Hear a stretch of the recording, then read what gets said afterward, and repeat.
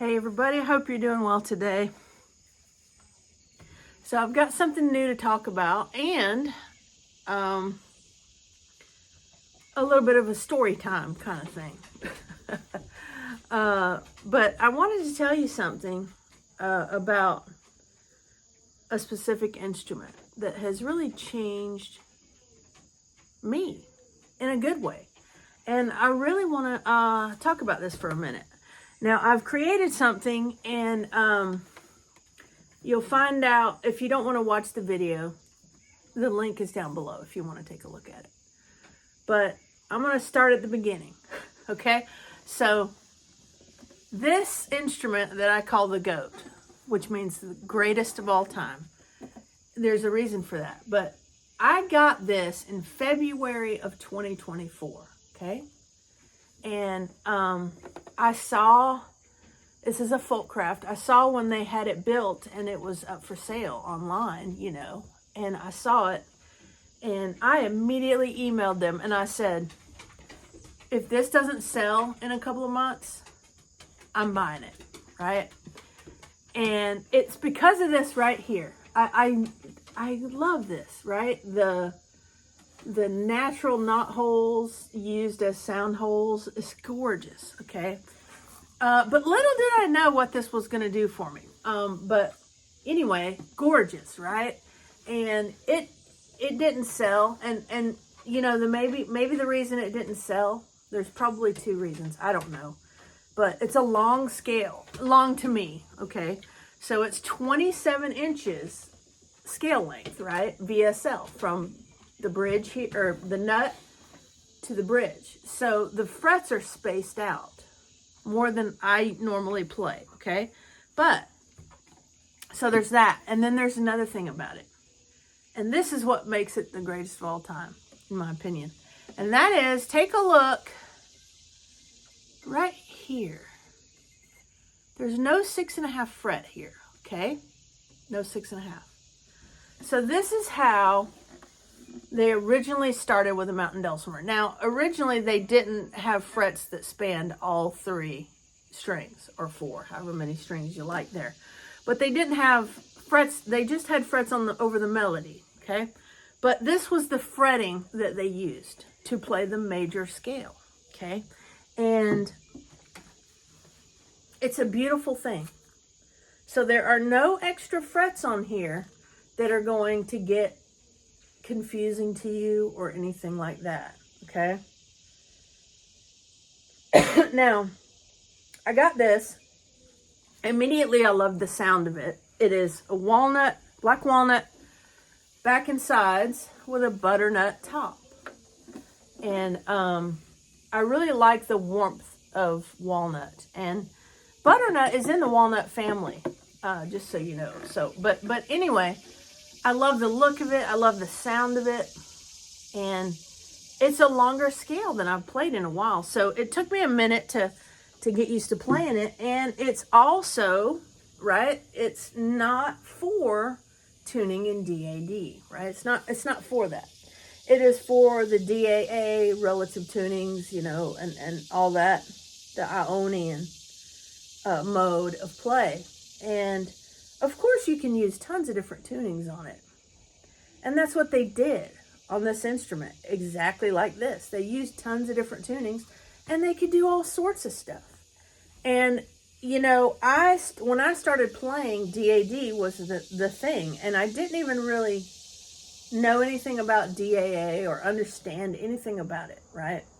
And I did just that much of it, right? And then went back to DAD. And, something, I don't know exactly what happened here, but I just love it so much. With this instrument, if you're a dulcimer player, you already know that you can make things as simple or as complicated as you'd like, right? It's not extremely difficult to learn how to play a mountain dulcimer, right? It's not. And you can play it and have a blast and play it to your heart's content very simply. And I love that about it. You can also make it more challenging by doing tons of different things, right? And you can do all that on this, right? You can also change the tuning and do lots of things. You can also use a capo and do lots of things.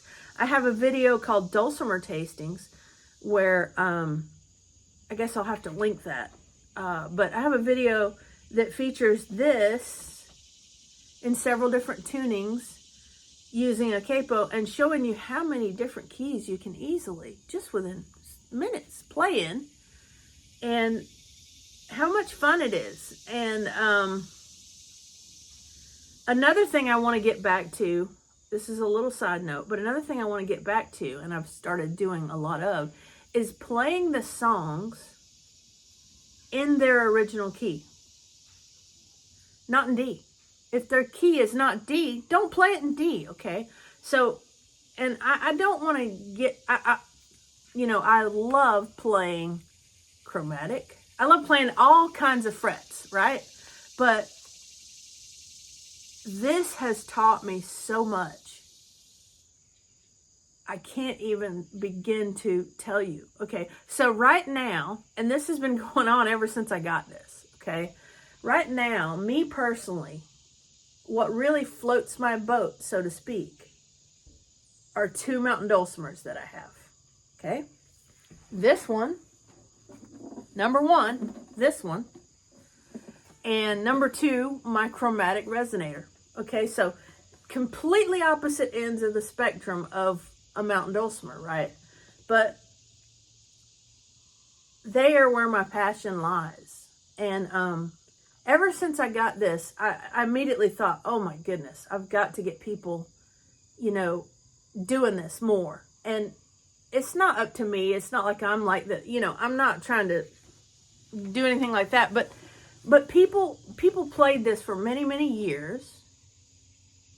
And then a lot of them, not all of them, there are still people out there that play this way, but a lot of them shifted to DAD and didn't look back, okay? And I'm here to tell you there's nothing wrong with that. My chromatic that I play all the time, I play it in DAD all the time. I don't retune that, okay? But this, I feel like, is getting lost, and I feel like I want to do something about it that I can do. The only thing I can do is put out videos on it, talk about it, and play it, right? And that's all I can do. If people choose to watch it or like the sound of it, wonderful. If it's not for you, of course, that's fine, okay? But I don't know, it has really sparked a lot. It sparked some stuff in me, and I can't really explain it. And I play some chords on it, and I'll play some chord style stuff on it, but just that drone and that melody, I just adore the sound of it, okay? So my whole story with the mountain dulcimer is really backwards to what most people would say. But the way I started playing was in DAD across all three strings in that first position. That's how I played every melody, played everything. Wasn't until years later, and that's because I wasn't playing around anybody, anything like that. But anyway, I think it's important that these songs get played in the key, that they're written in, right? Now, if a song has lyrics and people want to sing it, obviously you might want to change the key for that. But if you're playing in an old time setting where you're just playing the melody, I think it's important that we honor that original key because it gives a specific sound, okay? So can we change everything into D and play it on the mountain dulcimer? Yes, of course. And that's what we do for the most part. Most of these jams that I attend, when I go to festivals and things, we play everything in D, maybe one or two in G. Whether the song is supposed to be in that key or not. Lots of songs we play regularly, just two off the very top of my head, Old Joe Clark and Cripple Creek, they're played in A. They're not played in D, they're played in A, right? So I've shown a few ways on this dulcimer to play it in A. You know, you can keep the tuning and use a capo, or you can change the tuning and not use a capo. And, you know, I don't know if any of you are interested in any of this, but it's just a passion, okay? And it's really sparked a lot of interest from me, and it has exploring the tunings, figuring out how to play these things in different tunings is very interesting and fun. And the different sounds you get from playing in different keys is really spectacular. So I'm not here to down anything. Y'all know, if you know me, I love every fret combination there is. I love playing them all. You know, as I said, my favorites are this and the Chromatic, which that gets a lot of hate for no reason at all. But, you know, there's a place for all of it in this community, I feel, anyway. And I don't hate on any of them. None of the hybridizations, the banjo ones, you know, all of them. I love them all. But this one specifically, for me, I want to create a little community around this and spark interest in this again. I feel like it's been really lost. It's, you know, it's what's taught at all the festivals, the DAD, and played at all the festivals. You don't see anyone playing in DAA at these festivals or teaching in that. It's very, very small amount of people that will teach or play in using this. But I just I have a passion for it. So what I've done, okay, let me let my cat out. Come on, Stormy. What I've decided to do is, first of all, you know, I have a lessons website called Banjo Lemonade, where I teach banjo, mountain dulcimer, mandolin, seagull, merlin. I just got all kinds of stuff over there, right? I have over 1,000 lessons over there, and growing. I have more scheduled to release, and I always will keep that going as well. I keep adding to it, but I felt the need to create a special place just for this, okay? And this being that diatonic, no extra frets, mountain dulcimer. So what I've done is I've created a little community and a website, and it's on the links down below for it. But what it is, it was just easy for me to set up, is why I didn't have its own specific website. But it's hosted on something called Ko-Fi. And it's a thing similar to Patreon, if you've heard of that. But so anyway, it's where creators can go and put a bunch of material and have discussions and things about things they're passionate about. So I'm really passionate about this. So I want to see what happens with it. But I've created this page on Ko-Fi that is strictly for this. It's called No Extra Frets, okay? And it's not about hating anything else. It's just about highlighting this. And what I'm going to do there is have discussions. I'm also going to have videos where I play through songs, and you will be given tabs over there, okay? There's not going to be any lessons per se like that, but it's just going to be sharing my love of this instrument through playing it and giving you the tabs. And there will be free stuff there, okay? There will be free materials there that will be, you know, videos with tabs.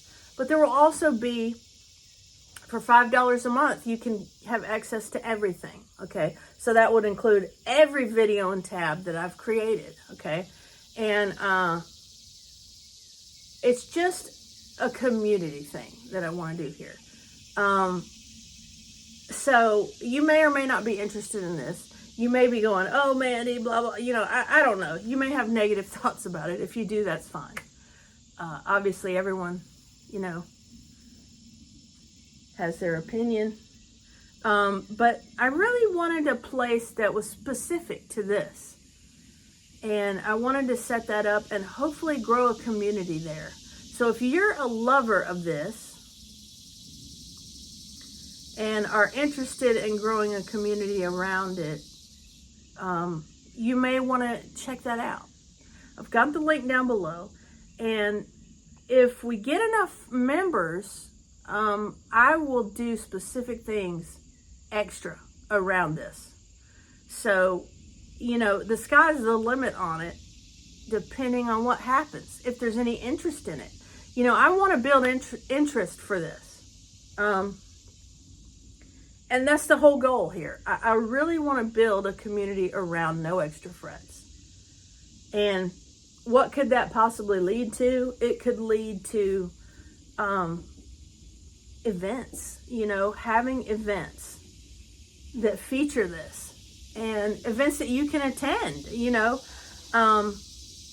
It would, just depending on what happens with it, you know, if people are interested in it and want to do that and support a project like that, you know, we would do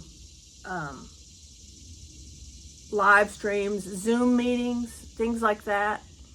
Then in-person events. It just depends on what happens with it, around it, you know.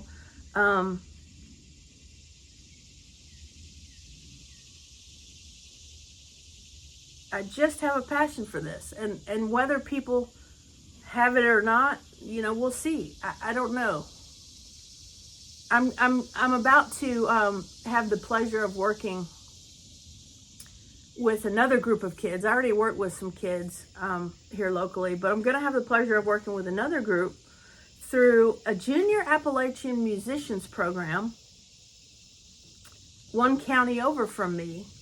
They want me to be the mountain dulcimer teacher. And what happens is they have these groups to try to keep this music alive in our youth throughout this region.